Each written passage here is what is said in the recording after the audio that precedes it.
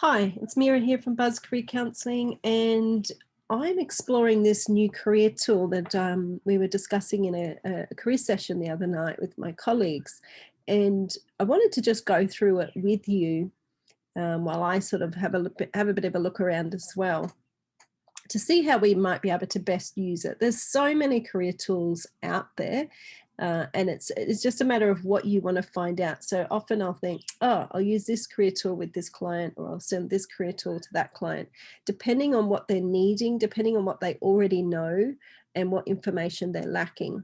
So in this one, it's why I wanted to find it, and I was determined to find it because I had a client who kept mentioning a particular skill, and that skill was in planning. So I wanted to be able to sort of go, okay, what occupations exist with that planning skill? I haven't quite found how I can do that, but I have found out how I can read where planning is important. So we go over here to Australian Skills Classification. And we go to skills clusters. Now, you need to pick from this list of skill clusters, so cluster family, as to in an area that you might be interested in. For example, I'm going to go to human resources. Now, in human resources, this is looking at some different tasks that might happen, and often you would be interested in some more than others, perhaps. And as in human resources, there's, quite a few different areas you can go into and sort of specialize in, as in many careers. So these sort of tasks might lead you slightly down a different pathway. So if we just go to this first one, resolve human resources issues. And this is where this is used if you're resolving issues. These are the sort of careers that are going to be actually using it. Now you can see here it's flipped back out of human resources in a sort of kind of space. It's not just general human resource, transport company manager. All right, so we've gone into a totally different field now. But what it's looking at is those types of skills. So sometimes, we'd be looking and think, I really like, and I get my clients to sort of say, which part do you like? Because we can pull that out and try and find it in another career.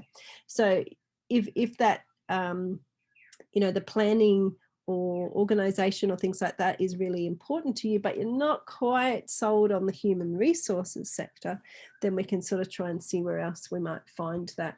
So that's a way of looking at different careers. So schedule, staff and assign work. So that's going to be more, sort of management of people, which is a big part of human resources. But again, if human resources is not your thing, then this is the type of these are the type of careers that still are on a similar sort of pathway or similar skills. So say we go to this one and then we go, oh, human resource manager, that's the one I really like. So now we're bringing up this occupational profile, and this is looking at, again, the sort of types of tasks that you'd be doing as a human resource manager.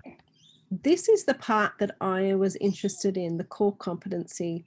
And often when I'm talking with clients, they might not know, they don't know the occupation title, but what they do know is that, what they enjoy doing, enjoy working, the digital computers, they enjoy being able to write. So we need to sort of look at, okay, if this human resources is something of interest to me, is it going to be sort of ticking my boxes over here with what's important in what I'm doing? So for us, we were looking for this planning and organizing.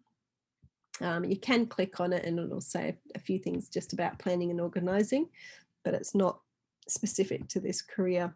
But you want that to sort of be quite high. Just as an example, so this is very good to be able to sort of transferable, where cluster families used by human resource managers, like where are they sort of sitting? They go across into business, finance, Communications, collaboration's quite high there. Construction, not so much a link going across.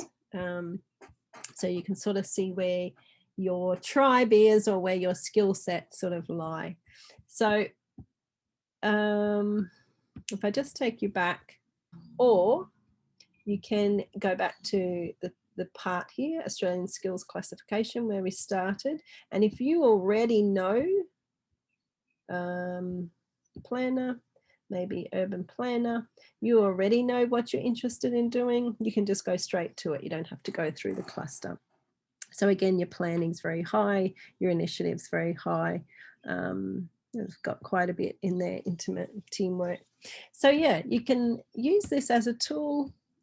Shout out to me if you think it's helpful or not helpful, or how you might have used it. Everyone kind of uses things a little bit differently. Good luck, and I hope this tool helps.